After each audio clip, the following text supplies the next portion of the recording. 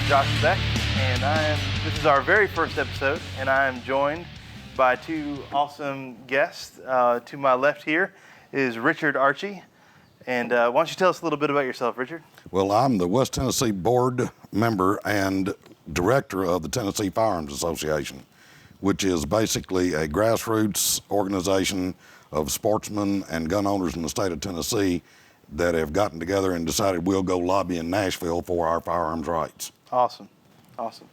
And to my right is Mike Frommel, and Mike is a fellow gun nerd like myself, and every week we're going to have an expert on the panel and a fellow gun nerd, and we're just going to sit around, talk about guns, and I think that you'll enjoy the show. You know, we're going to talk about a bunch of different topics, you know, home defense shotguns and AR-15s, and if you'd like below, you can leave a comment on what you'd like us to do shows on, and, you know, we'll do some gun reviews, and we're just going to have a good time with this, and, you know, feel free to comment below, and let's keep it civil. You know, let's not start any wars. Not everybody's right, even you. So, Mike, why don't you tell us a little bit about yourself?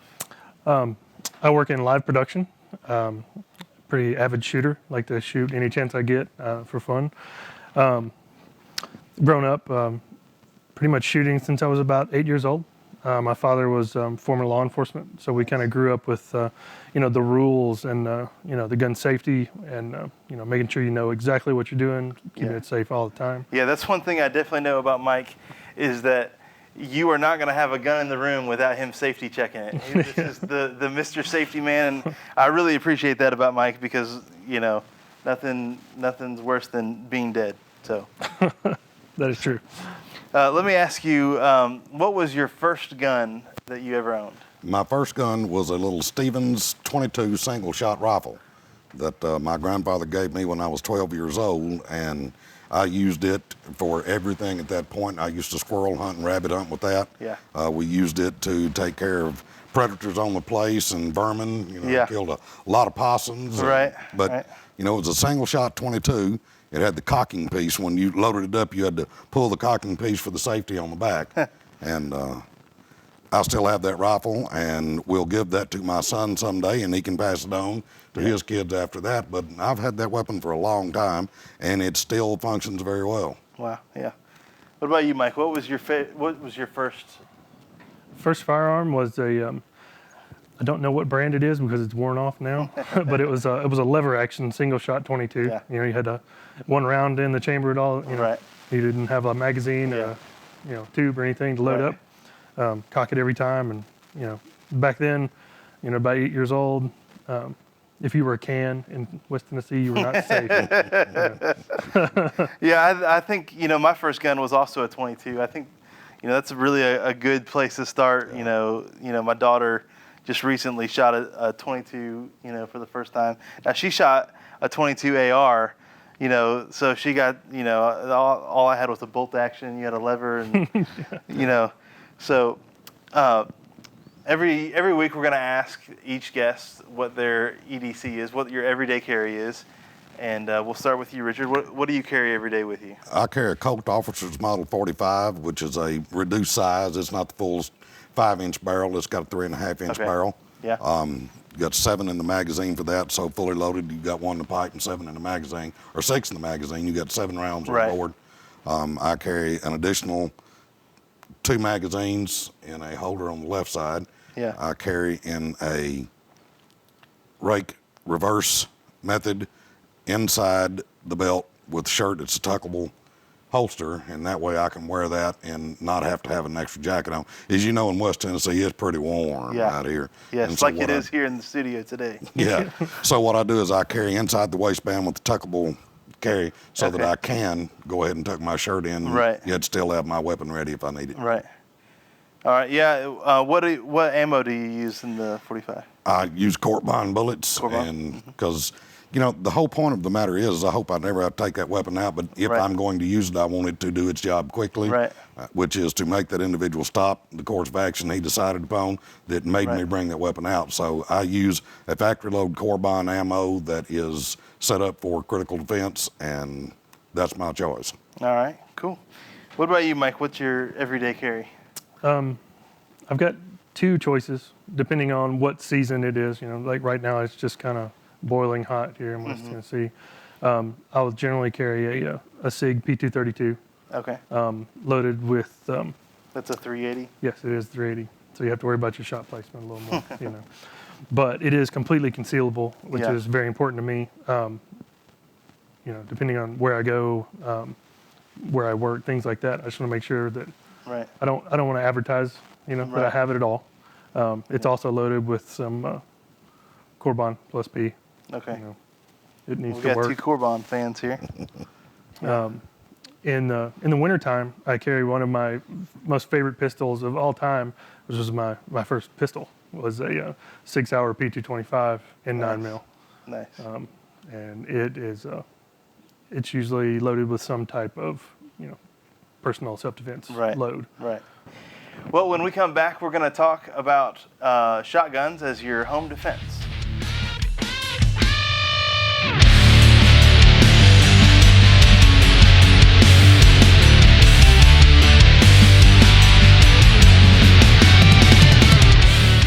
All right, now to the fun part of the show, the guns. We've got a few guns laying out here on the table. These are all Remington 870s. And for all the safety Nazis on YouTube, yes, they have been safety checked again and again.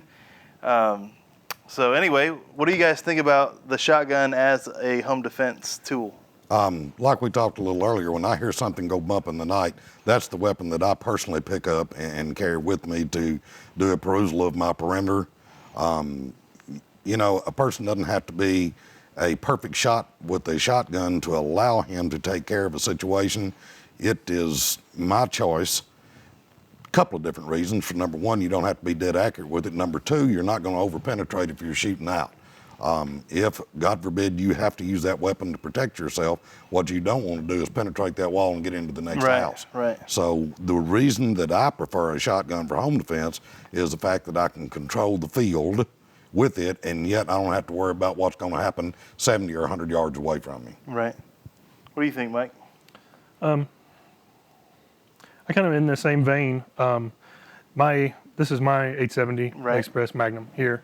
I opted for the Surefire forearm with the built-in flashlight. All you have to do is grab it. You can turn it on, turn it off. Right. I want to make sure I know absolutely what I have that firearm pointed at all times.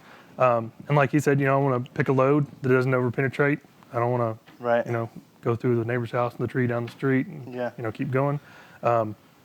As like he said also, aim is not extraordinarily critical because you do have a little bit of a spread. It's not one single projectile. Yeah, I think that's an important point, is that with a shotgun, a lot of people will say, you don't have to aim at all. You just throw it up there. It'll hit everything. No. Bad guys going down. You do have to aim with a shotgun. You have to point it at the person. But you're aiming with something this big instead of something this big. Well, I think another thing that he's got here with the light that he has mounted, I think it's very critical if you're going to use that weapon for home defense at night, especially having that light on there. A couple of different things occur.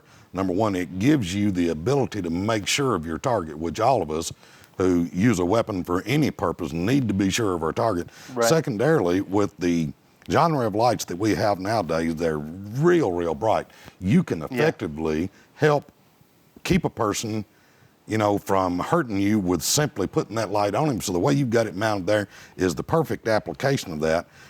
Quite literally, within a certain number of feet, wherever that light's at, it's also where that shotgun's going to hit. Right. And so what it does, it gives you the ability, again, to control the field with it. But I think that's a perfect application. That's well done, and I think that's pretty imperative that an individual take a class, learn some things about using that weapon, and what you'll find every time from the professionals, they'll tell you put that light on that weapon like that so that you can, in fact, make sure of your target. That's real important. Yeah, I think that a light is one of the critical aspects of a shotgun in the home defense situation.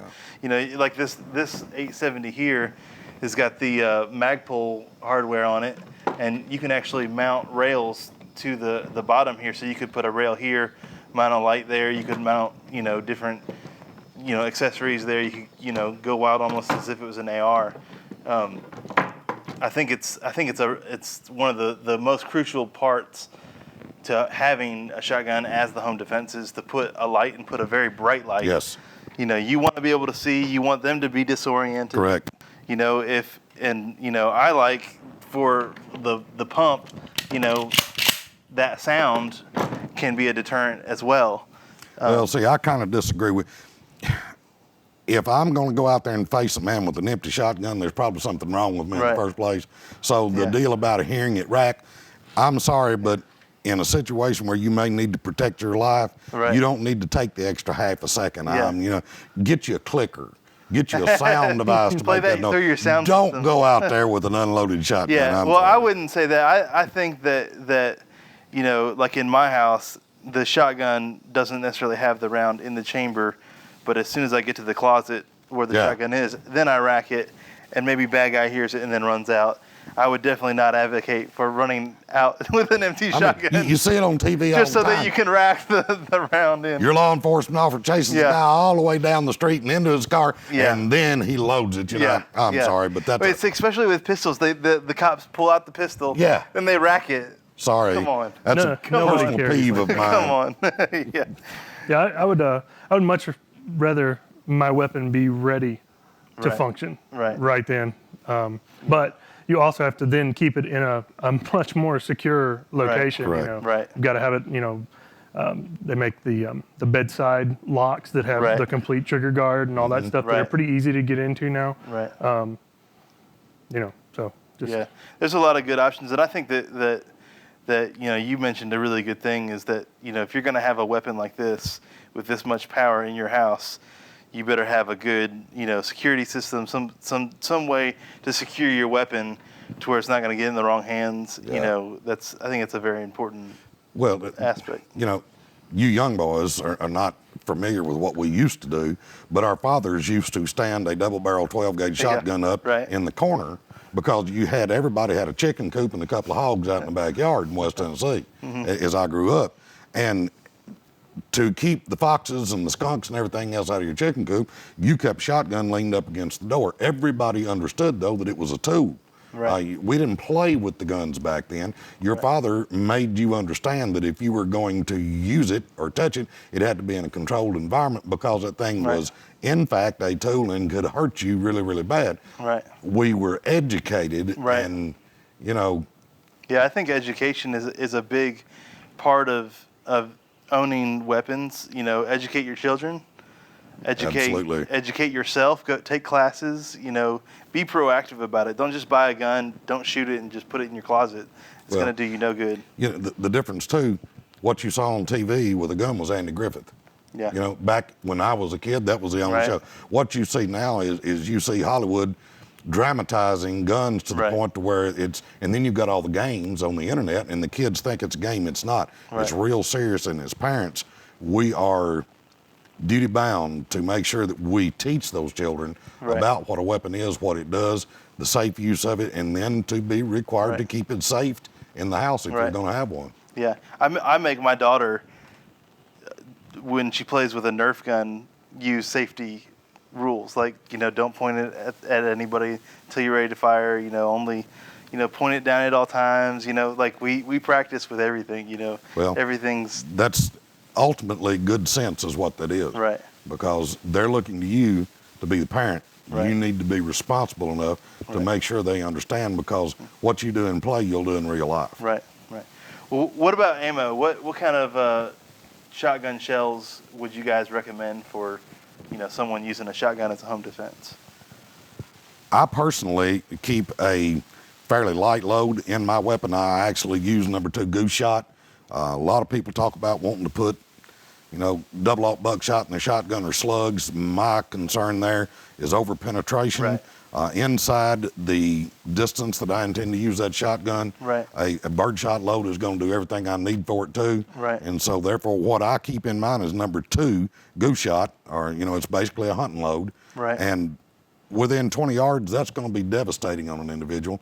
If you load that thing with buckshot or slugs, then you've got a real concern about blowing through your house walls and into the neighbors. And so I suggest that people don't do the standard, what everybody thinks is the load for a self-defense shotgun, is double-aught buckshot. There's 9 of those in there, and they're bigger than a 22 round, and they absolutely will over-penetrate. They'll blow through sheetrock and siding real easily. Right. So you need to be concerned about what you're going to do outside the home, and so I would suggest that they use a lighter load for a self-defense weapon. What do you guys think about like non-lethal loads? Like, I know that they sell like bean bags, and people are putting all kinds of gummy bears. What do you guys think about the different loads that are out there that are non-lethal? I feel like, if you were at home, say you're a homeowner and you have a home invasion, or someone's breaking into your house, it's almost in the kind of the political climate we have now. If I shoot somebody with my 12 gauge with a non-lethal load and I hurt them, what's my justification for shooting this guy with a non-lethal load? Was I not scared for my life, so I just wanted to kind of hurt him, or something like that? I think for the police that can threaten force, use it as a deterrent, that's great. Right. But as an individual, for Right. me, here in the state of Tennessee with, our carry laws and things like that, I can only draw my weapon if my life is in danger. Right. So at that point, I do not want a beanbag Right. or rock salt or, anything like that. No, I concur wholeheartedly. If I can talk my way out of a situation, if I can turn on the lights and scare an individual, I much prefer that. But if I'm going to have to pull the trigger on a weapon, I want it to be able to do what it's designed to do. And the shotgun is made to disable an adversary and make him stop what the course of action that he chose that put me in a position to protect my life in the first place. Right. I'm not an advocate of anything outside of what the shotgun's designed for, and that's a lethal payload. Right. Yeah, I wholeheartedly agree. I think that if you had to argue the case of I didn't feel my life was 100% in danger, but I still shot with a non-lethal load, that's I don't think that you're justified in shooting. Right. And if you're justified in shooting, then it's time to save your life. Right. I mean, it's the last. Throw a beanbag or gummy bear. It's the last chance for you, at that Right. point. So. Well, let's talk about different types of shotguns. There's semi-autos, there's pump shotguns, there's the bullpup with like the KSG. What type of guns do you guys think are good for? Should somebody go out and buy a Remington 870 with a 28-inch barrel for home defense? No, I think number one, the pump action shotgun is an extremely good choice for that. Number one is probably the entry point into the firearms world. In the first place, you can buy a Model 500 Mossberg or an 870 Remington for a very reasonable amount of money. Yep. Their functionality is wonderful. Very few moving parts on that. I mean, the world's most manufactured shotgun's the 870. So, every law enforcement officer you see carrying a shotgun is carrying an 870. There's, they've used them. Right. Our military has for decades. Right. I would suggest that an individual who's going to go out and purchase for the first time a home defense weapon, get a pump, either that Mossberg 500 or the 870. Again, they're not going to spend a great deal of money on that. They're going to have a proven weapon. They've got a platform that's going to function. It's not something that we don't understand because, like I said, there are millions of the 870s out there. We know that they function well. That would be my suggestion. I would keep it to a shorter barrel. Legalistically, you're required by law to have a barrel of 18 1/4 inches or longer. Right. They say 18, but quite literally, it's 18 1/4 if you don't wind up in trouble with the law. That gives you a weapon that's easy to maneuver. In a home defense weapon, what you want to do is be sure that you can keep control of that gun. You want to know where that muzzle is. I prefer a shorter barrel for that. The new ones have got, as you can see, you have different chokes that you can put on them. You've got the breaker choke on the first one. So if you purchase that weapon, you can put a more open choke, and I would always suggest that for a home defense weapon that you have no restriction whatsoever. Don't put that full choke in there. Put the improved cylinder or the cylinder bore. Right. That gives you, with buckshot especially, better performance. And my suggestion would always be to keep that barrel short and keep it open. Right. And the pump is absolutely the way to go. Not that, my personal defense weapon is a Browning automatic. I've had that since I was 12 years old, so I'm not going to purchase another weapon. I have an 18 1/2 inch barrel with rifle sights on it, but if I was going to go out and buy one tomorrow, that pump's what I'd get. Right. What about you, Mike? What do you think for maybe smaller shooters and women? Do you think that getting a 12 gauge 870 is the way to go, or would you go with something a little smaller? Yeah, for a smaller shooter, or women especially, people that are going to be worried about that, that recoil. That's going to be hard to manage. Maybe a little bit lighter load, maybe a 20 gauge. Right. And they make 870s in 20. Right. Something just a little bit more manageable. I'd still stick with a little bit shorter option just for maneuverability. Especially if you're speaking about inside of your home. I mean, it'd be kind of hard to wander around in there with like a huge hunting shotgun. You would never make the doorway. You'd have to push it through, and you're bringing it down to come around. Right. Yeah. It's just, you always want to at least have it in a position where you can bring it up on a target if need be. Right. And no matter what you get, I mean, I like the pump because it is fairly simple. There's not a lot of bells and whistles and buttons that you can push and mess up, or you just pump it. There's a round there. You're pretty much ready to go. But whatever you get, go spend your range time with the weapon. Familiarize yourself with it so you do know what it will do and how to make it work. Right. Yeah, there's a lot of ranges out there that will let you shoot their guns. You can rent guns from them and try out different weapons and get with somebody, an instructor, go to a class and just really feel it out before you make that purchase. It's a great option, to be able to actually touch a few, if you figure out if you like one or not, or. Yeah, touching it in the store is different than pulling the trigger. Correct. There's a big difference. A lot of people will go and they pick up the weapon and they say, well, I bought a whatever because it felt good in the store. Well, feel the recoil of that gun. Feel, I think it's a really important thing to find a range. There's tons of ranges out there that rent weapons. Right. And you can really get a gun that feels good and shoots good, and if you're hitting the target, that's a good sign. Yeah. So, all right, well, we're going to take another quick break. When we come back, we're going to talk about our political topic of the day.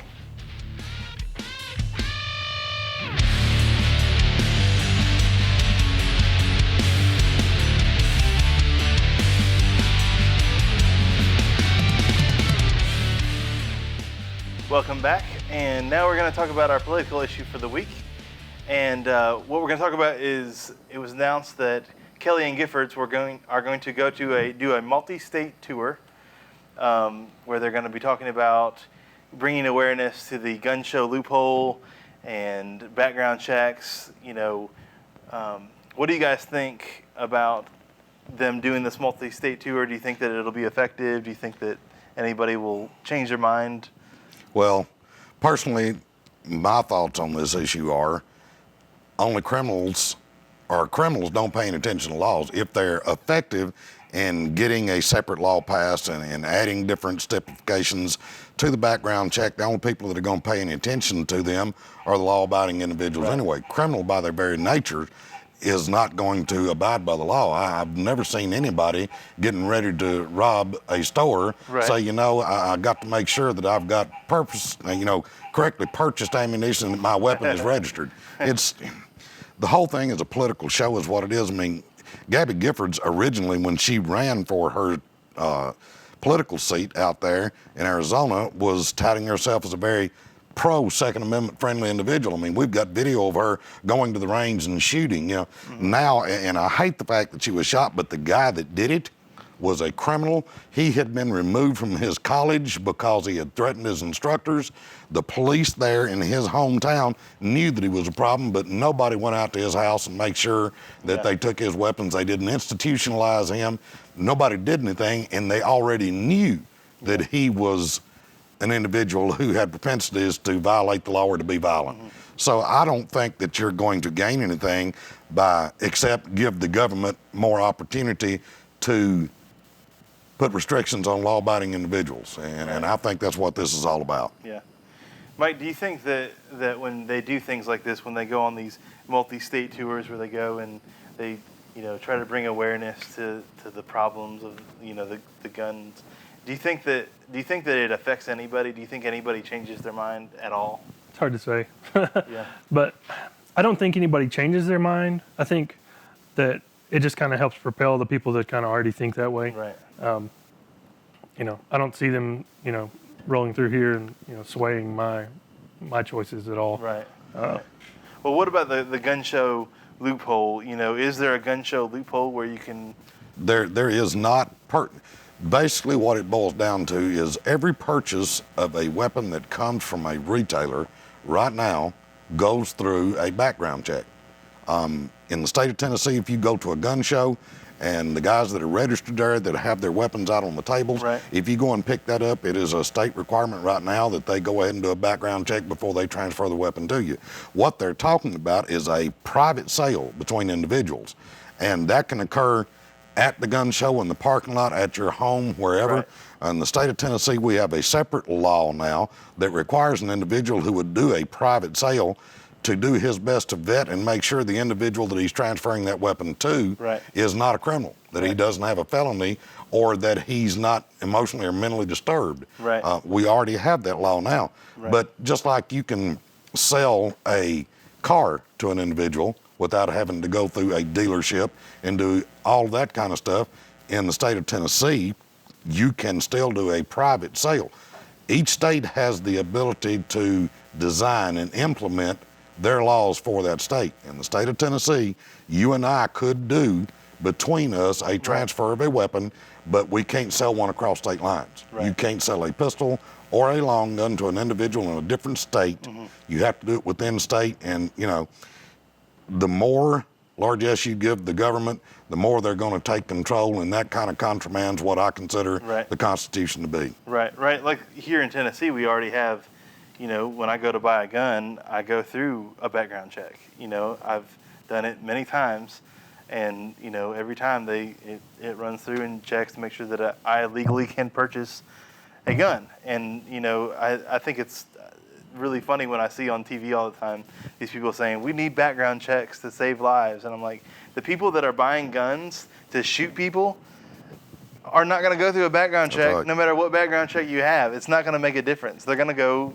buy it illegally, and it's not going to make a bit of difference to do the background check at a federal level when we already do it at a state level. Well, what happens here in the state of Tennessee when you do a transfer of a weapon through a licensed dealer, you undergo an FBI background check, a Tennessee Bureau of Investigation background check, and a local law enforcement background check. Your local sheriff, your county sheriff they run that through the tick system, goes through and checks all three levels of it. I personally would never sell a weapon to an individual that I didn't know. Right. They're talking about the sale of weapons across the internet. Well, it's illegal for you right now to sell a weapon to an out-of-state person. You can't ship that weapon to a person out of state, and you're not by law allowed to sell a weapon, be it long gun or handgun, to an individual from out of state. So if you're going to obey the laws that are currently on the books right now, you can't do that as it is. Right. I've never seen a criminal who has broken into your house and stole your weapon, go down to the police and say, would you mind doing a background check to this guy that I'm going to sell this stolen weapon to? Yeah, Giffords gets out there and talks, and they act like you can just go online like you're going to eBay. Oh, I'll take that AK-47, and it ships to your house, and you get it the next day, and you've got a gun. That's not how it works. No. You can't, you can purchase firearms online, but it has to go through an FFL, a gun store, Right. You can't just buy it and ship it to your house. It's just like going to the gun store and buying it, because you have to go through the background check. So that's correct.